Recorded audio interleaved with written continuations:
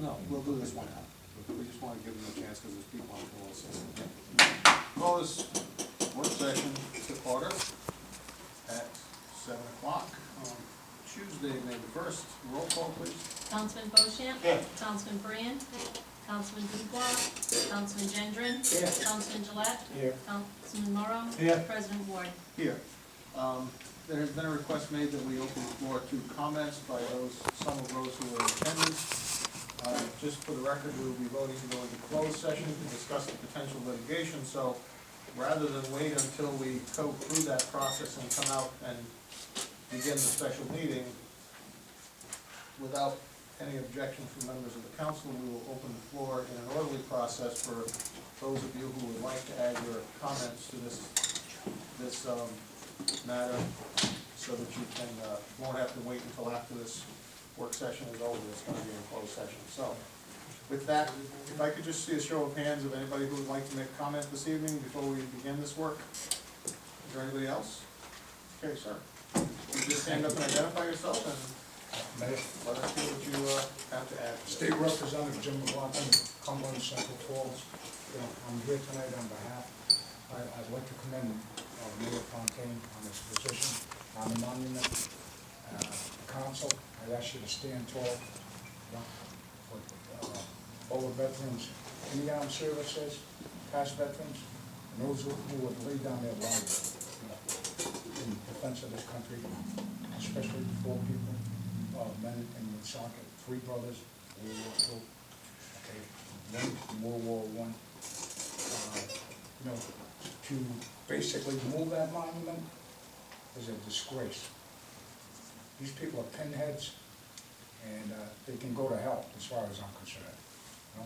Basically, any assistance I can give you, I've notified the Cumberland vets, Central Falls veterans, fundraisers, money, we will be actively involved. So I ask you to take this into consideration.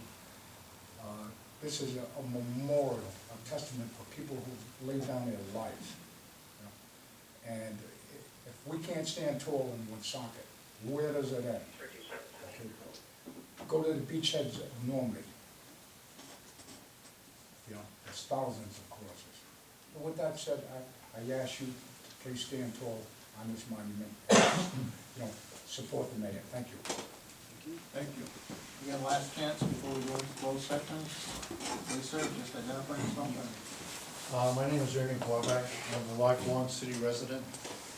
I realize that the monument is a litigation between you and those people out in Wisconsin. But I want you to keep in mind that the veterans groups of this community and every other community around is here to support you whichever way you go. Hopefully it is in the way that we would like it to be, and that's that memorial stay where it is. Thank you very much. Last chance, anyone else? Melvin Nichols, the Commander-in-Chief for the state of Rhode Island. All the veterans said we are going to be behind you 100%, whichever way you switch. Like Ernie said, he's one of my co-arts too, and hope we go the right way with this. I cannot see or say a pin, I could call one a name, but I can't say what I want to say out in public. But I think drastically this is something they're attacking. Now what are we going to do next? Take the dollar bill and take the God off of it? What are we going to do in the memorials? They have crosses, we're going to take them all down. I went to the cemetery alone. Thousands of men out there giving their lives for our country so we can be free. I did 20 years in the service. I fought in Vietnam. I don't want to see this go down. I will fight to my last breath for it. That I'll stand tall. Thank you very much. If there's no one else, yes, sir. Leo Fontaine, I'm a lifelong city resident and a veteran also, and I know the city is financially strapped. The last thing the mayor needs is one more headache, but I think the time has come to draw the line. I don't think that monument should be moved 1 inch. And I know you have the support of all the veterans. Thank you. Al Brennan, Woonsocket, Rhode Island, Bellevue Avenue. I, like most of these people, I'm a lifelong resident. I am not a veteran. I served in the Army Reserve during the Vietnam era. I do not believe it should be moved. I think it should stay where it is. However, if you look at what happened down in West Warwick, because some girl was offended by 2 words, Heavenly Father and Amen, it cost the city $150,000 to the ACLU to take that down, okay? And I know the city of Woonsocket cannot afford that. If it's plausible, I would suggest if this thing they try to take it to court, consider selling that one piece of land to one of the VFW organizations in the city, with the stipulation that they keep it up. That means somebody goes with weed whacker and cuts the lawn and puts in some flowers. That would put that monument and that almighty cross on private property, owned by a different organization. I'd say a veterans organization, or somebody might be willing to take that upon themselves. Then you wouldn't have to move anything because it would not be on city property. I don't know if that's plausible or if that's feasible, but it might be worth looking into. Thank you. Thank you. Sure. My name's Dennis DeZonia. I live on Coast Street. I'm a lifelong resident of Woonsocket. I haven't been in the military. I'm not a veteran, but I support all of these veteran organizations, and I'm in favor of you people making some sort of a fight to keep that monument. It's a monument to our deceased veterans, and I hate to see it moved. I agree with this gentleman. If I could do something for the city, if the city was willing to sell me that small parcel of land around that statue, it wasn't too expensive, I'd be willing to buy it and to maintain it. Then it becomes a private property. About 10 million. That's a little but if it was feasible, I would certainly think about it. So that's all I've got to say. Take Good the luck to wind you. right out of this. Mr. Mayor, cash or check? Cashier's check. Anyone else? Okay. This work session is to discuss with the administration and legal counsel, the legal claim and demand notice from the Freedom from Religion Foundation regarding the war memorial at Place Jollicer. The city may vote to go into executive session with Federal Law 4246-5A2 related to litigation. Do I hear a motion to go into executive session? Motion to go into Seconded by Councilman Jenkins, seconded by Councilman Beauchamp. And roll call on the motion. Councilman Beauchamp? Yes. Councilman Brand? Councilman, excuse me, I'm not here. Councilman Gendron? Yes. Councilman Gillette? Yes. Councilman Morrow? Yes. President Ward? Yes. Ladies and gentlemen, I'll have to ask you to clear the room so that we can have this closed session. For the public information, there were no votes taken in the closed executive session, and now I'll entertain a motion to seal the minutes once they're approved of the immediately preceding executive closed session. Motion by Motion. Councilman Morrow, second by Councilman Beauchamp. All in favor of the motion to seal the minutes, signify by saying aye. Aye. Opposed? The ayes have it. We need to adjourn the work session, to go into special meeting. Motion to adjourn. Motion is made by Councilman Gendron, second by Councilman Beauchamp.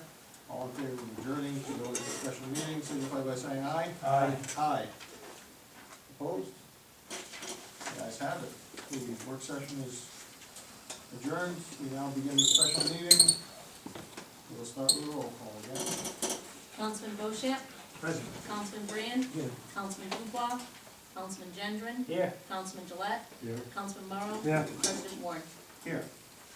The only item of business before us is 12R43, establishing the City of Woonsocket War Memorial Defense and Preservation Fund. Before we take a motion on that, or no, I guess we should make a motion before we do anything else. Motion. Motion by Councilman Morrow to approve the resolution, seconded by Councilman Beauchamp. Under discussion, I'll ask, Councilman Dubois couldn't be here this evening. He asked Councilman Gendron to read a statement he had prepared. So on behalf of Councilman Dubois, I'll ask Councilman Gendron to read that statement into the record. I am sorry I could not be here this evening due to work obligations. I am in full support of the resolution 12R43, City of Woonsocket War Memorial Defense and Preservation Fund. I was disheartened when the Freedom from Religion Foundation decided to take the City of Woonsocket I do not think they realize how tight-knit the city is and how the city will band together on an issue as sensitive and dear to our hearts as this. This historic monument is a testimonial to Mr. Jollicer and the three Dagny brothers that sacrificed their lives to allow us to enjoy the freedom that we do today. I have received many emails and phone calls from many people from Woonsocket, from Rhode Island, and throughout the country, all offering their support. Attorneys have offered to work pro bono on this issue, and many private citizens and civic groups have offered monetary assistance and support. With all the bad news in Woonsocket has received recently and our dire financial situation, this issue shows how strong we are as a community. We are a loving community, and I am sure we will prevail in this case. Thank you, Mark A. Dubois. Any further, other discussion? Mayor, would you like to review this or ask one of the attorneys to review this resolution before we act on it? Sure, just briefly, as we have gone through the steps of this since we received the letter from the organization demanding that we remove the memorial, we began a review of the history of the memorial and going back to its original dedication in 1921 with the original monument there onto its more modern dedication in 1960 years ago in 1952 when the monument in its current form was erected. We feel very strongly that we have a very sound legal case because of first of all, the nature of the monument, what has always been as a war memorial in honor to our veterans, and specifically William Jollicer, Henry Alexander, and Louis Dagny, three brothers, the only three sons of Bernadette Dagny. And the nature of that, it makes it very clear that this has always been about veterans, and these four specific veterans. It has not been a matter, it was never supported as a religious establishment. We went back and looked at the original resolution of the city council at the time, which granted the permission to private parties to erect this monument. It was never a monument that was erected by the city. It was done so by the veterans organizations and family and friends that did so. But if anything, I think that as we get to this point, as strongly as we have a case, we need to be prepared. And if anything, as was mentioned in Councilman Dubois' statement, this issue has unified this community, because despite the financial difficulties that we may have, if there's one thing that Woonsocket does is support our veterans. And I have received, as I'm sure all of you have, emails and phone calls from around this country offering their moral support and, more importantly, financial support, because people understand that this is a legal fight that we need to be able to wage effectively, and we are prepared to do so. But that being the case, we wanted to make sure that we had the proper account set up, and that we set forth the guidelines so that people could feel comfortable if they're contributing, that they know what the money is going to be used for, and that it will be going for the protection of this monument. And if as the resolution says, if there is any money left over, depending on how the case goes, money will be used for the maintenance and refurbishment of this monument. And God willing, if there's more money that's left over, we end up with a situation with the ability to maintain overall all of our veterans' memorials. And we have a number of monuments throughout the city that we'll be able to use that funding for and maintain that and tribute to our veterans. So we've established the account, and I can announce to you today, and we were very, very happy. We had an email from a gentleman in Michigan last week that indicated that he saw the story on the nationwide news. He was originally from Woonsocket, graduated from Woonsocket High School in 1962. Still had some family here, and seeing what was going on, he felt compelled to be part of it and contribute. And he came out, he figured he would do a double purpose, and he came to visit his brother for his brother's birthday, and he came to my office today and made a $1,000 donation to this fund. So before we even have the fund officially established, we have our first $1,000 donation. And I've received so many emails similar to that, and we're reaching out to all of them. And right now, we have the information up on the website for people to mail in donations. I'm working on the prospect of being able to get credit card processing so that people that want to donate can do so via their credit cards. But clearly, it's something that I think is, I feel very strongly about, and I know we all do.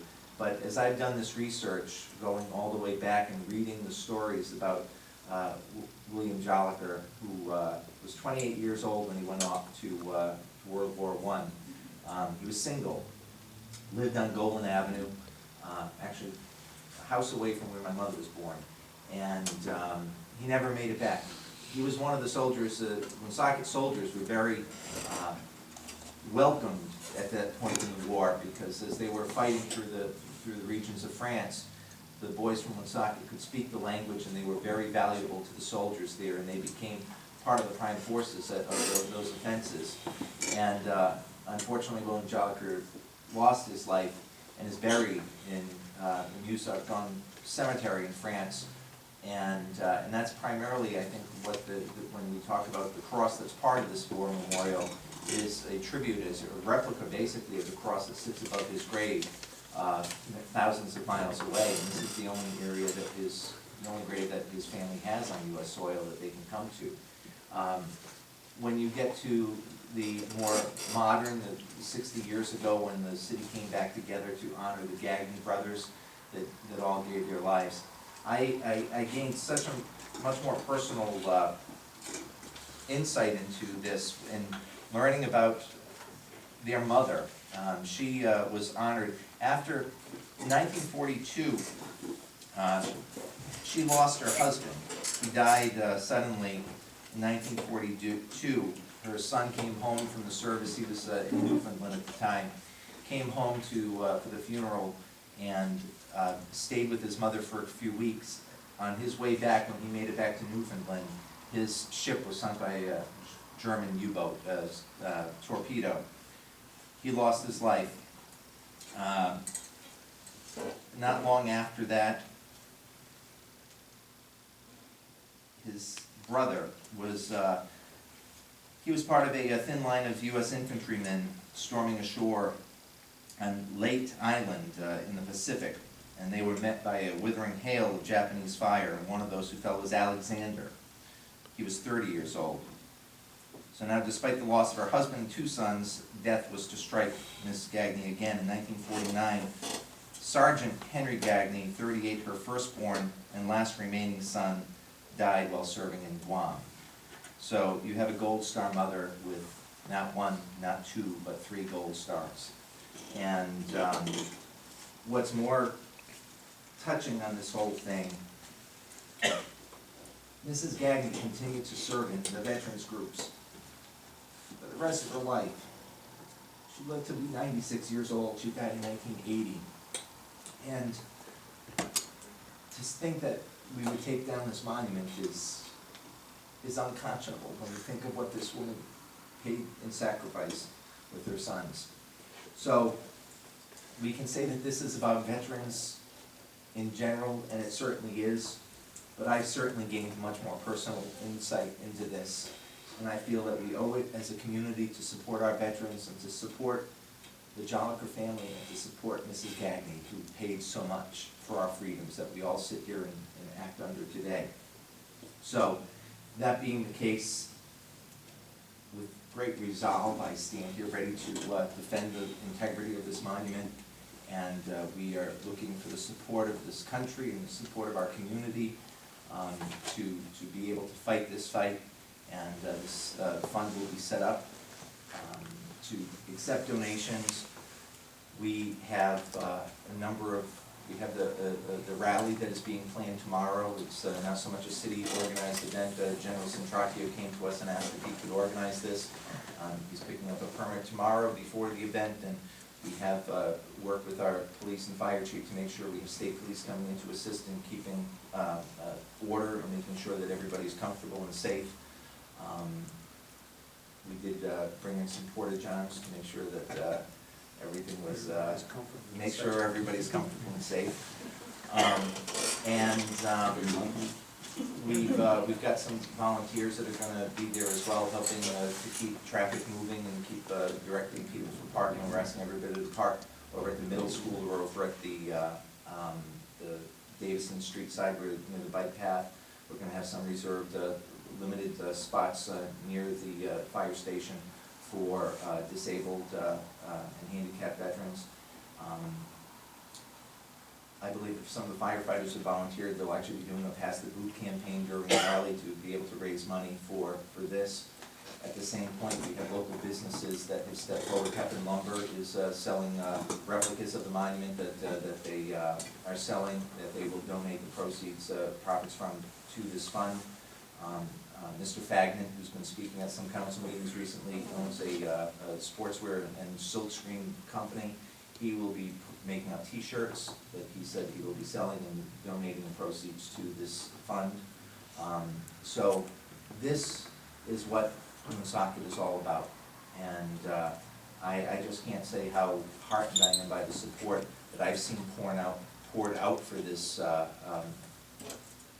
cause. And it's really reaffirmed my faith in us as a community and us as a people. And so I ask the council's support in creating this, and clearly we hope that this issue is resolved quickly, and but we certainly stand firm and will be prepared for whatever we need to do. Thank you. Who goes first? Councilman Gillette. I think Mr. Larissa should give his opinion as to whether or not we have a good chance of winning this. Certainly, I'd be glad to do so. Let me address a couple of issues, Councilman. First, there's been a lot of talk about cost and pro bono help of various groups. Joe Carroll and I will be working with the various groups, determining how to best use them. If a suit is brought, the usual thing that happens is one will be intimately involved, but I expect all of them to actually get involved at some point if it goes further, because they'll file what's called an amicus brief. One would be on brief with the city, and the others who have a great interest in this would file their own briefs in support, and that's how the other church-state cases have gone in the past with these. I think we're up to now, Joe, 5 or 6 outside groups. As far as costs beyond that, I've committed to the mayor and this council that billing from me will not exceed the amount that this fund is expected to obtain in monetary funds in the next few weeks or months. So basically, there should be absolutely no cost to the city on the defense end. On the merits, I've done a great deal of research into the church-state issue, and as I explained to the council earlier, there's one thing that the other side and lawyers on both sides disagree on, is the Supreme Court First Amendment church-state jurisprudence on the Establishment Clause is a morass and a mess. There's a multitude of different tests, 3 or 4 tests. The judges apply them differently. Most of the time you get an opinion from the Supreme Court that's only 3 or 4 judges on it, and others have to concur because they agree for a different reason than the majority. But be that as it may, I think we have a very good chance of prevailing in this case. The precedent from the Supreme Court on this issue is very, very fact-specific. It's pretty much like any other area of constitutional law in that it really turns on exactly the purpose of the, in this case, the war memorial, what's at issue here across on top of a war memorial. Was there a religious intent? Is there a religious effect? Is there an establishment of religion? And a whole different host of factors. So much so that in a 2005 case with a different court on the display of the 10 Commandments outside of the Texas Capitol, and display of 2 sets of 10 Commandments inside courthouses in Tennessee, a 5-4 decision in the Texas case said that was okay, and the 5-4 decision in Tennessee said those 10 Commandments have to be taken down, and Justice Breyer decided both cases as the swing 5th vote. It all depended on exactly what the facts were, how long the historic display had been up, what the purpose of it was, is it surrounded by other displays that are secular in nature? And the mayor has done research for the last several days, along with me, looking at the particular facts of this display. And it's very clear to us, starting with the council resolution, which really is the only government involvement in this war memorial in March of 1952, it doesn't even mention a cross. It simply allows the private groups who constructed this, the Disabled American Veterans, a group called the Eagles, they privately constructed it, and the council back some 60 years ago said, fine, we want to honor the veterans, please construct it, and in the resolution doesn't mention religion, doesn't mention a cross. That was up to the private group. So really the only government nexus we've seen in the last 60 years since this was placed at this memorial in 1952 has been the government allowing it to sit on that plaza there.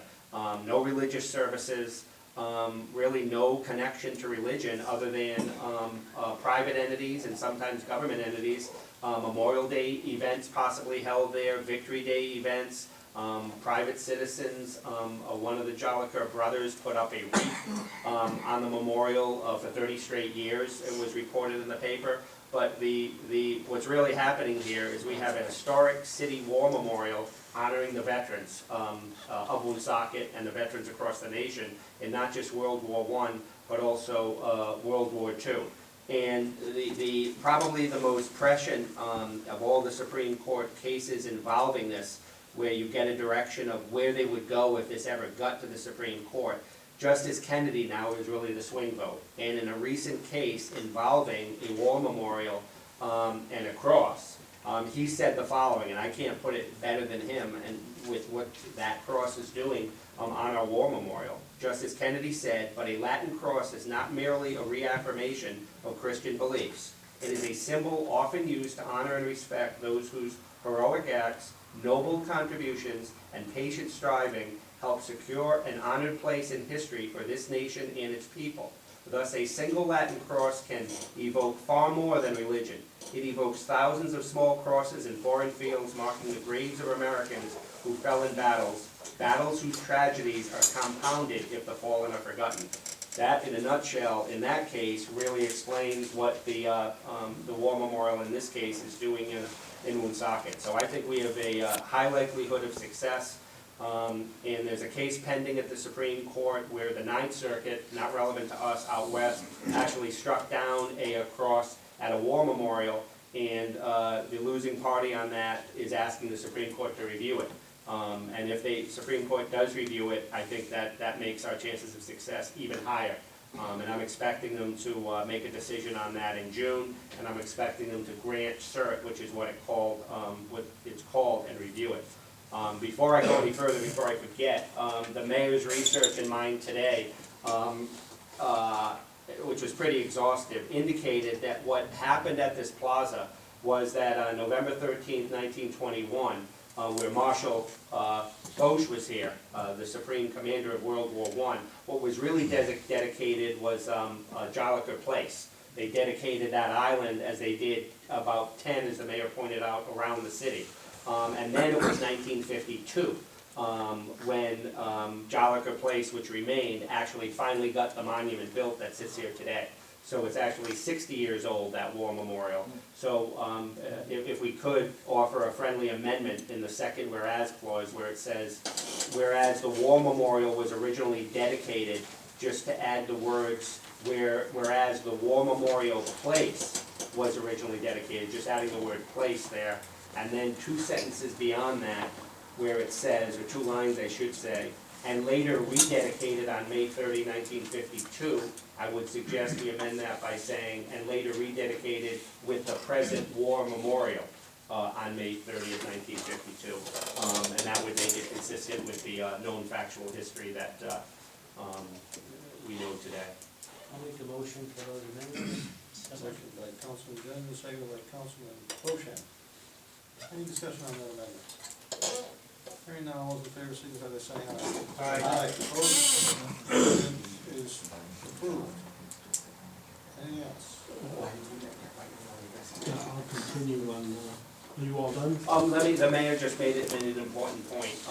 It's been suggested that, many occasions that, and you'd think this would be uncontroversial, but it's not. That why can't we just keep it there and sell the land for $1, or swap land, or sell the land for more money, and this thing is over?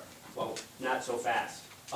There are cases in the Ninth Circuit, again, you don't have to go by that circuit, but there are also members, I believe, of the United States Supreme Court, I don't think a majority, who believe that any type of special deal set up like that would violate the Establishment Clause of the Constitution.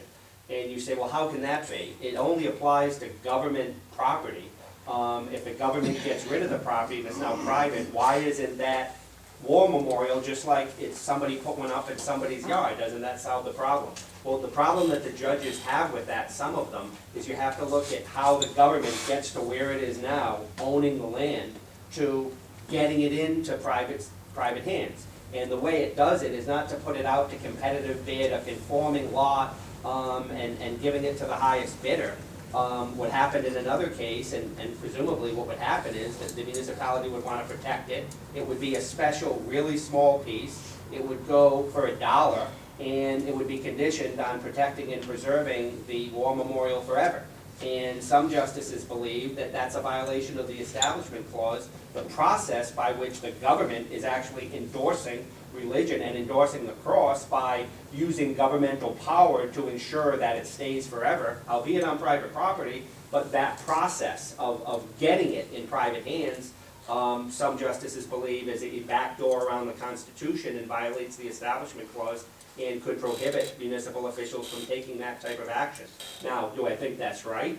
No. Do some justices believe that that analysis, maybe a little bit more elaborated, is correct? Yes. But what it does show is it's not as easy as let's just end this thing and sell it to somebody for $1, because there's a whole bunch of legal overlays on that some courts believe would violate the Establishment Clause of the Constitution by the way the government takes the action. Thank you, Mr. Wilson. As of this moment, we have a threat of a lawsuit. We don't have a lawsuit pending. But viewing the fact that that letter was written and that threat has been made, I will be voting this evening, yes, on the legislation that we're going to be voting on, in part because I'd like to see us be ready in case we do end up with an actual lawsuit.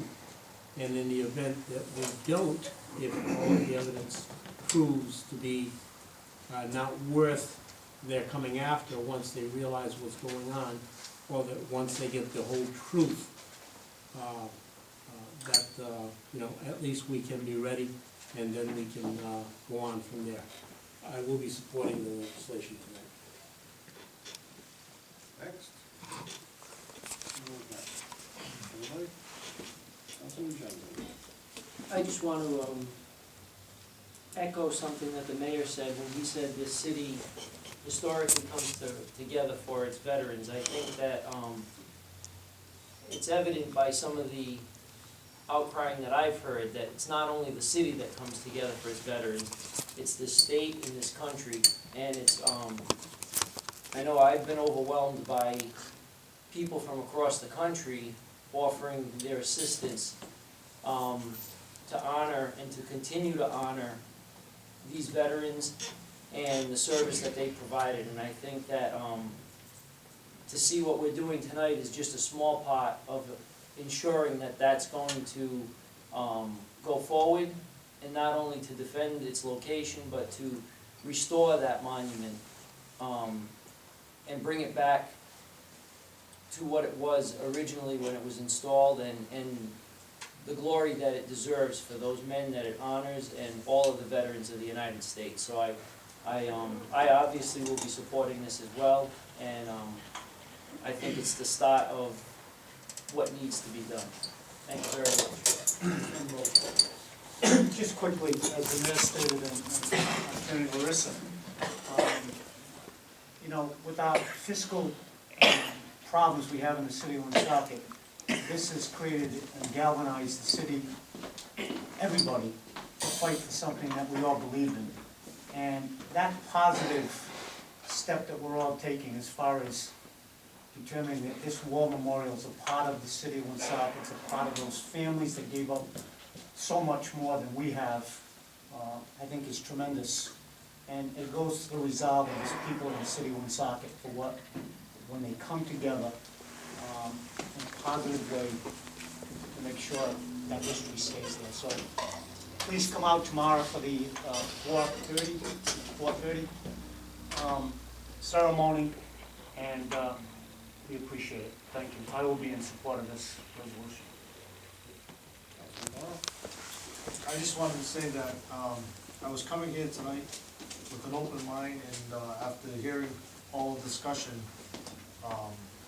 and after the mayor gave us that history lesson involving the Dagny family and the Jollicer family, and most especially the soldier's mother, I am wholeheartedly in support of moving forward and defending this war memorial like I've never wanted to defend anything before. This is totally something that I haven't faced, and I think, as everyone said, let's defend this.